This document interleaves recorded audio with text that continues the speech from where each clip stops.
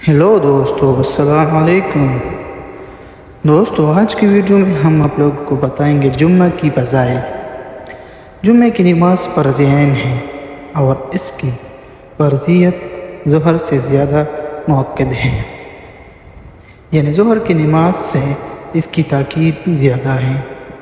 हदीस शरीफ में है कि जो 3 जुम्मे